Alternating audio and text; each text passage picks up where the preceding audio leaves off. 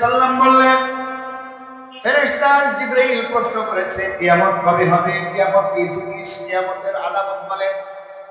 আমি বললাম, তোমার চাইতে বেশি আমি জানি না। কি বলেন? আল্লাহর কাছে নৈকট্য কে বেশি? ফেরেশতা জিবরাইল কাছে না? একেবারে কাছেই বসবাস করে। জিবরাইল দুনিয়ায় থাকে নাকি আসমানে থাকে? দুনিয়ায় কোথাও দেখছেন ঘুমাইতেছে? কোনো বাসা বাড়ি ভাড়া নিছে? কোনো বাসা বাড়িতে ওনাকে ধরবেনি। উনি কি আমাদের মতো এত বড় 6 ফুট 100 ফুট? আল্লাহু আকবার বলেন, আল্লাহু আকবার। জিবরাইল আলাইহিস সালামের 600 পাখা। কয় শত? 600 পাখা। ওনাকে প্রশ্ন করা হয়েছে, আপনার জীবনে এই 600 পাখা কোনদিন উড়াল দিয়েছিলেন কিনা? উনি বলেছিলেন, হ্যাঁ, একবার আমি 600 পাখার একসাথে ব্যবহার করেছিলাম। বলে কবে? বলে যেই দিন হযরতে ইউসুফ আলাইহিস সালামকে তার আপন ভাইরা, তার ভাইরা কূপের উপর থেকে কূপের মধ্যে ফেলে দেয়। কূপের মধ্যে ফেলে দেয়। কূপের উপর থেকে নিচ পর্যন্ত পড়তে কয় মিনিট সময় লাগবে? কয় মিনিট বলেন দেখি? 1 মিনিট তো দূরের কথা, 10 সেকেন্ডও লাগবে না, বেশি গভীর ছিল না তো। হযরতে জিবরাইল আলাইহিস সালাম বলেন, যেই মুহূর্তে তাকে কূপের উপর থেকে ফেলে দিচ্ছে, পানির মধ্যে বিভিন্ন বিষাক্ত সাপ ছিল, পাথর ছিল, বিচ্ছু ছিল। আমি যদি সেখানে না ধরতাম তাহলে উনি এখানে আহত নিহত হতে পারতেন। রব্বুল আলামিন বললেন, ও জিবরাইল, তুমি সবগুলো পাখা খুলে উড়াল দাও, আমার ইউসুফকে পানিতে পড়ার আগে ধরে নাও। সুবহানাল্লাহ। আমি সেইখানে 600 পাখার ব্যবহার করেছিলাম একবারই। এই পাখাগুলো কি ছোট ছোট পাখির মতো? মানুষকে আল্লাহ তাআলা কি সম্মান দিয়েছেন। আল্লাহর প্রিয় নবী সাল্লাল্লাহু আলাইহি সাল্লাম মসজিদে নববীর মধ্যে বসা আছেন। এমত অবস্থায় একজন যুবক সাহাবী আসলেন। আসসালামু আলাইকা ইয়া রাসূলুল্লাহ ইয়া হাবিবাল্লাহ। প্রিয় নবী সাল্লাল্লাহু আলাইহি সাল্লাম বললেন, তুমি অসহায় কোন মসজিদে এসেছো? ওই যুবক সাহাবী বললেন, আমি মসজিদে এসেছি আপনার থেকে কিছু শেখার উদ্দেশ্যে। আল্লাহ রাসূল সাল্লাল্লাহু আলাইহি সাল্লাম তখন বললেন, মারহাবা মারহাবা, তোমার এই আগমনের ফজিলত কি জানোনি? তালিবুল ইলম যে নাকি কোরআন হাদিসের জ্ঞান অন্বেষণ করে, তালিবুল ইলম এই ব্যক্তি যখন রাস্তা দিয়ে চলে, ফেরেশতারা তার পায়ের নিচে তাদের পরকে বিছায়া দেয়। সুবহানাল্লাহ। তাহলে জিবরাইল সহ যত ফেরেশতা আছে, সকল ফেরেশতার পাখা তালিবুল ইলমের পায়ের নিচে বিছায়া দেওয়া হয়। তাহলে সম্মানিত কারা? ফেরেশতা না মানুষ? মানুষ। ফেরেশতার চেয়ে মানুষের সম্মান বেশি, যার কারণে তাদের পাখাকে, তাদের পরকে তালিবুল ইলমের পায়ের নিচে বিছায়া দেওয়া হয়। সুবহানাল্লাহ বলেন। হযরতে জিবরাইল আলাইহিস সালাম যখন চলে গেলেন, আল্লাহ রাসূল তখন বললেন, জিবরাইল প্রশ্ন করেছিল কিয়ামত কবে হবে? তখন আল্লাহ রাসূল সাল্লাল্লাহু আলাইহি ওয়াসাল্লামের উপরে আল্লাহ রাব্বুল আলামিন এই আয়াতে কারিমা অবতীর্ণ করে, ইন্নাল্লাহা ইনদাহু ইলমুস সাআ ওয়া ইউনাজ্জিলুল গায়সা ওয়া ইয়া'লামু মা ফিল আরহাম وما تدري نفس ماذا تكسب غدا وما تدري نفس بأي أرض تموت إن الله عليم خبير। আল্লাহর প্রিয় নবী সাল্লাল্লাহু আলাইহি ওয়াসাল্লাম বললেন, 5টি বিষয়ের জ্ঞান। কয় বিষয়? 5 বিষয়ের জ্ঞান রব্বুল আলামিন সারা দুনিয়ার মধ্যে বলেন, আসমানের মধ্যে বলেন, কোন ব্যক্তিকে সেই জ্ঞান দান করা হয় না। এই হাদিসে জিবরাইলের মধ্যে আল্লাহর প্রিয় রাসূল সাল্লাল্লাহু আলাইহি ওয়াসাল্লাম বলেন, কিয়ামতের জ্ঞান তার মধ্যে 1 নাম্বার। কিয়ামত কবে হবে? আল্লাহ রাসূল নিজেও বলেন নাই, আল্লাহ তাআলা সেই জ্ঞান দেন নাই। কোন বছর হবে, কত তারিখ হবে, এগুলো বলেন নাই। তবে একটা না কয়েকটি আলামত বলেছেন। কিয়ামত হবে শুক্রবারে। কি বারে? শুক্রবারে হবে। এর আগে অনেকগুলো নিদর্শন আছে।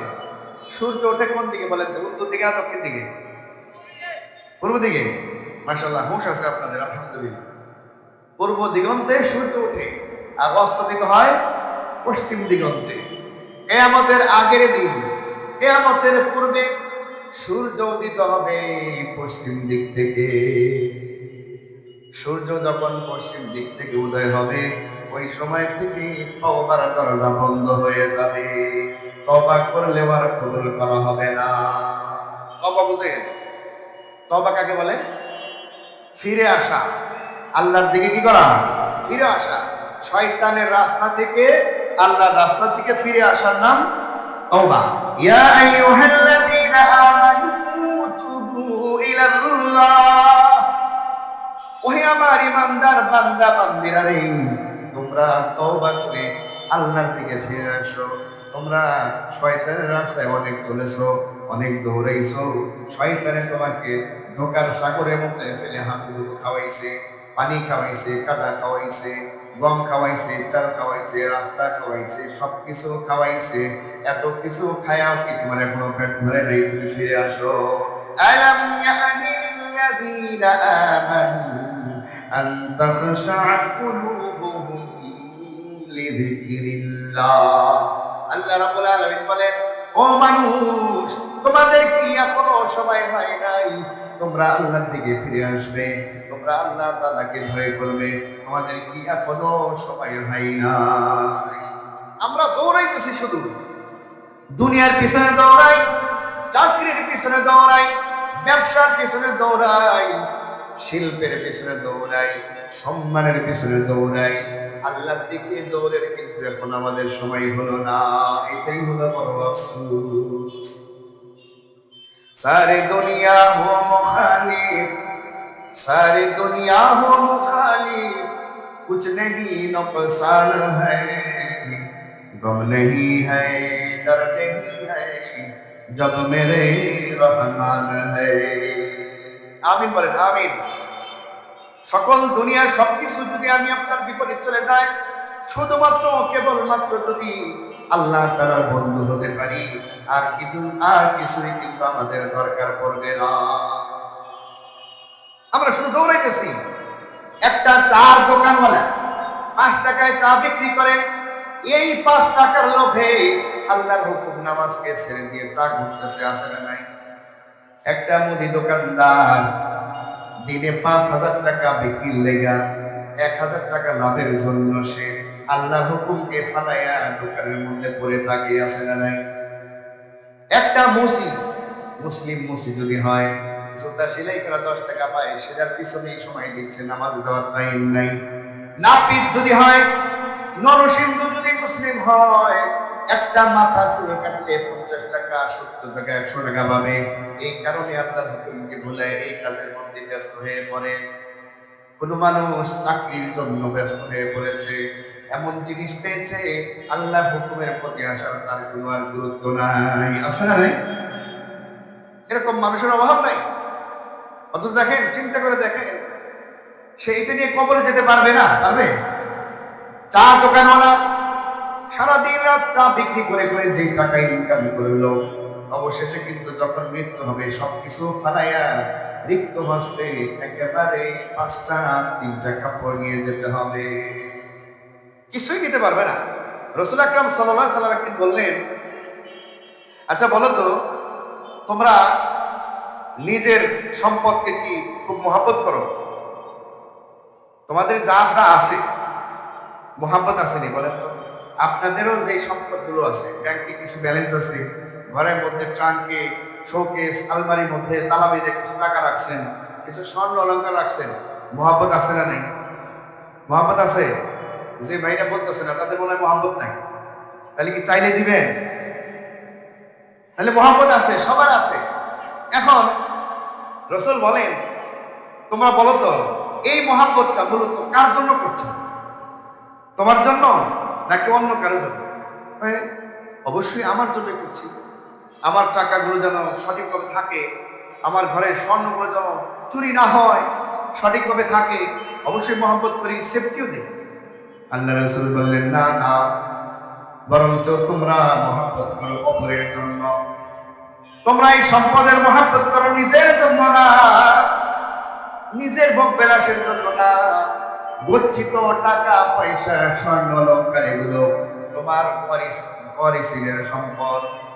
তুমি যখন মরে যাবে, তুমি যখন দুনিয়া থেকে বিদায় নিয়ে যাবে, এই সমস্ত কিছুই তো দুনিয়া যেতে পারবে না। কিন্তু পারবো আমরা? আল্লাহ রাসূল বলেন, সুতরাং যেই জিনিস রেখে যাবে অন্যের জন্য, এই জিনিসের মহাব্বতের পিছনে তোমরা কিন্তু সময় দিতেছো।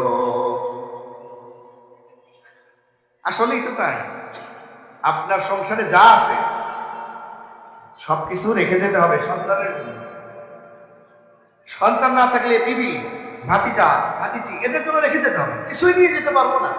তাহলে এই সম্পদ বৃদ্ধির পিছনে, এই সম্পদকে বৃদ্ধির পিছনে আমাদের মূল্যবান আল্লাহর হুকুমকে নষ্ট করেছি, আমাদের সততাকে নষ্ট করে হারাম পথ অবলম্বন করেছি।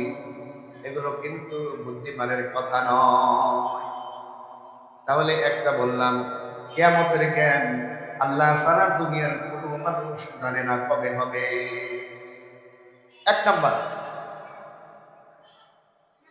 আল্লাহ রাসূল সাল্লাল্লাহু আলাইহি ওয়াসাল্লাম বলেছেন, ওয়ায়ুনাজ্জিলুল গায়স, ওয়ায়ুনাজ্জিলুল গায়স, দুনিয়ার জমিনে বৃষ্টিপাত হয়, কিন্তু কোথায় কতটুকু বৃষ্টিপাত হয় আল্লাহ রাসূল বলেন, আল্লাহ সারা দুনিয়ার কোনো মানুষ বলতে পারবে না। দুনিয়ার মধ্যে বৃষ্টি ছাড়া এই দুনিয়া মানে সতেজ থাকবে না। রোদের তাপে এই দুনিয়া ফেটে ফেটে যাবে, জমি চৌচির হয়ে যাবে, মানুষ না খেয়ে মরে যাবে। বৃষ্টিদাতাকে আর কেউ আছে? বৃষ্টি কিছুদিন না হলে বোঝা যায় এই শীতকাল যখন শেষ হয়ে যাবে, চকের মধ্যে যখন বৃষ্টিপাত হবে না, তখন জমিগুলো ফেটে ফেটে যাবে। কৃষক আর কোনো বীজ রোপণ করতে পারবে না, কোনো ফসল হবে না। বৃষ্টিপাত না হলে, পানির ব্যবস্থা না থাকলে কোনো ফসল সুন্দরভাবে সুচারুরূপে হবে না, ফসল হবে না। এক বছর টানা যদি বৃষ্টি না হয়, বিশ্বের মধ্যে অর্ধেক মানুষ না খেয়ে মারা যাবে, অভাব অনটন চলে আসবে। তাহলে এই বৃষ্টিপাত কোন দেশে, কোন এলাকায় কত পরিমাণ অবতীর্ণ হবে, বর্ষণ হবে, আল্লাহ ছাড়া কেউ জানে না। তাহলে এক নাম্বার কি বললাম? কিয়ামত। কিয়ামতের বিষয়টা কিন্তু বিশ্বাস রাখা ইমানেরও একটি শাখা। ইমানের একটা কালিমা আছে, জানেন?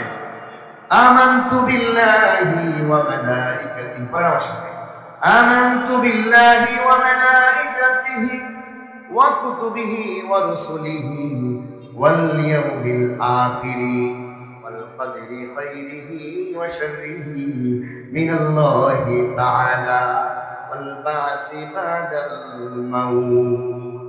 কিয়ামতের বিষয়ে দুইটা বিশ্বাস করতে হবে। এক নাম্বার হলো কিয়ামত সংগঠিত হবে, এটা যেমন বিশ্বাস করতে হবে। দুই নাম্বার হলো সেই কিয়ামতের ময়দানে আমাদের সকলকেই উপস্থাপন করা হবে, সেটাও বিশ্বাস করতে হবে।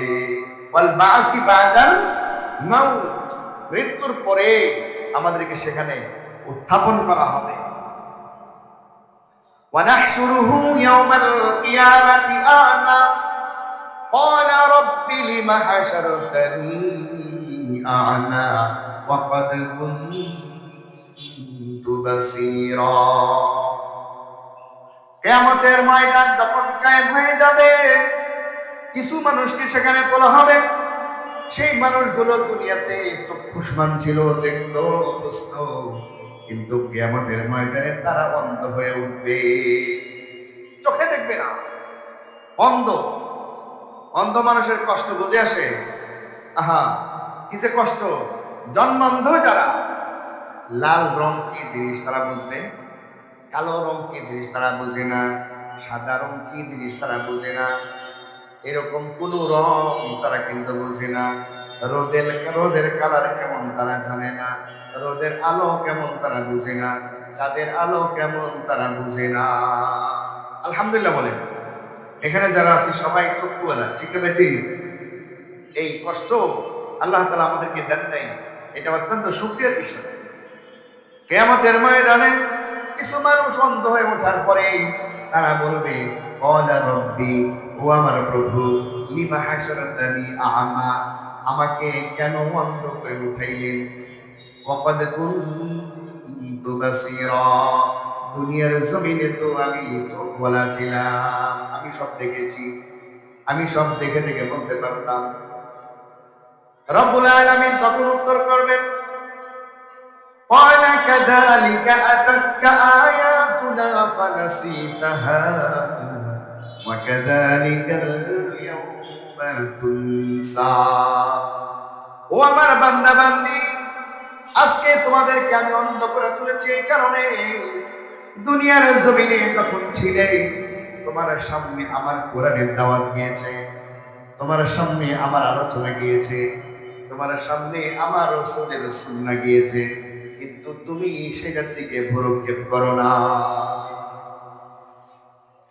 তুমি কোরআনের কথাকে পিছনে ফেলে তোমার মন অনুযায়ী চলেছ, রাসূলের আদর্শকে পিছনে ফেলে নিজ আদর্শের সামনে চলেছ।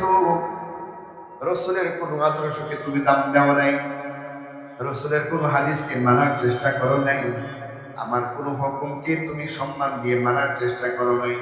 সুতরাং দুনিয়ার জমিনে তুমি যেমন আমাকে ভুলে গিয়েছিলে, আমার কোরআনকে ভুলে গিয়েছিলে, রাসূলের হাদিসকে ভুলে গিয়েছিলে, ওয়াকাযালিকাল ইয়াউমা তুনসা, আজকে এই হাসরের ময়দানে আমি তেমনি তোমাকেও ভুলে গেলাম। আহা, কি আফসোসের কথা। আমরা এই জমিনে থেকে অনেক সময় এমন হয় কোরআনের কথা ভালো লাগে না।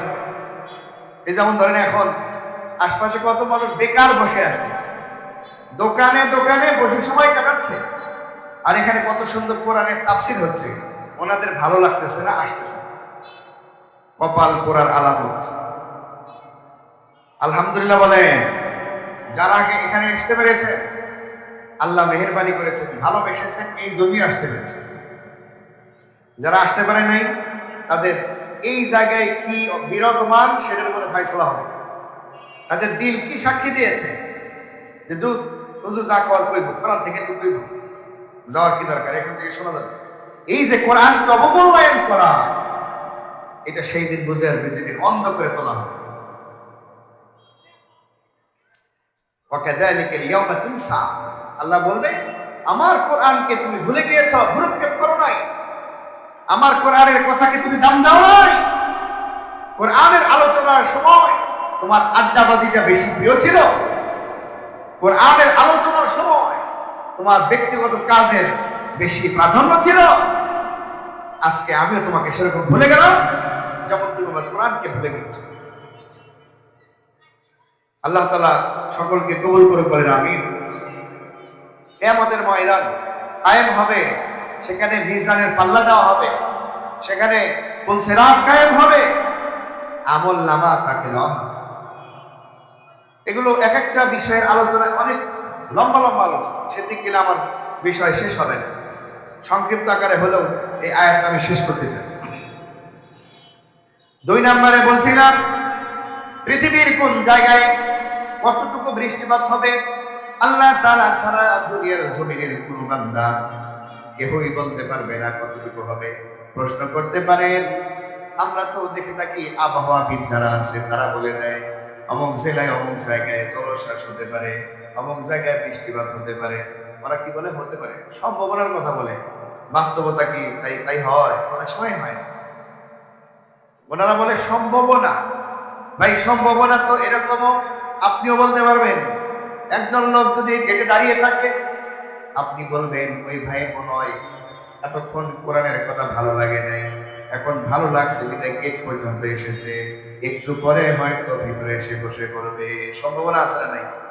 এটা হলো সম্ভাবনা। একটা জিনিস দেখে সম্ভাবনার বিষয়ে বলা।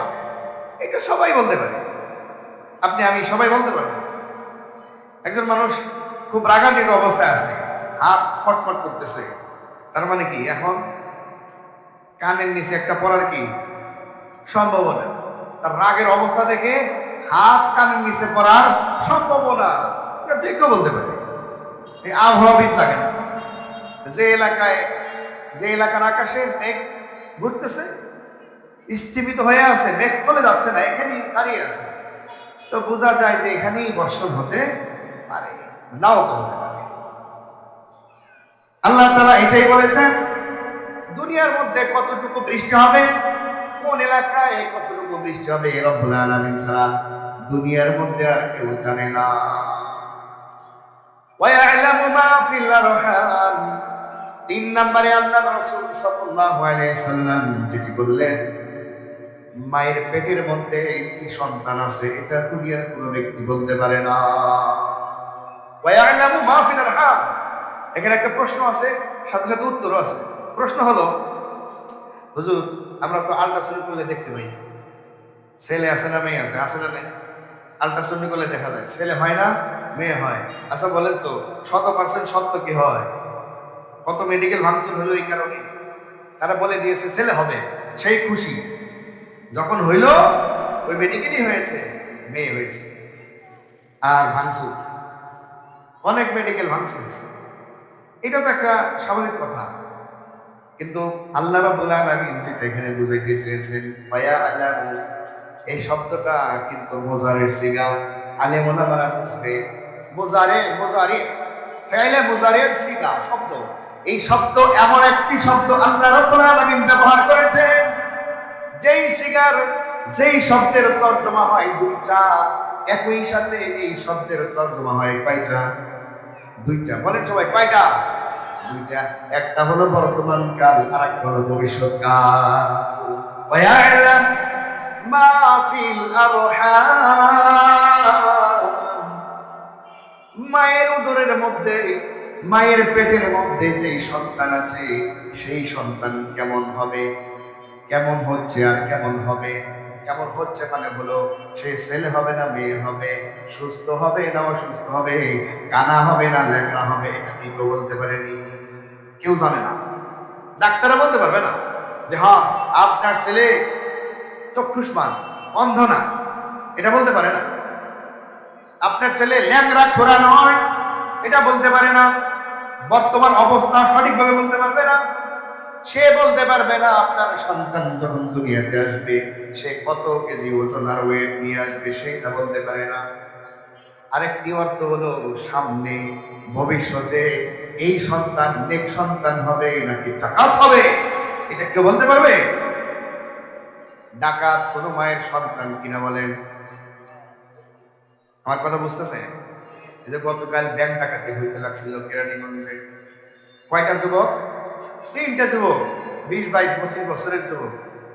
আহারে, এই ফু মারলে উড়ে যাওয়ার কথা, কিন্তু পিস্তল নিয়ে গেছে।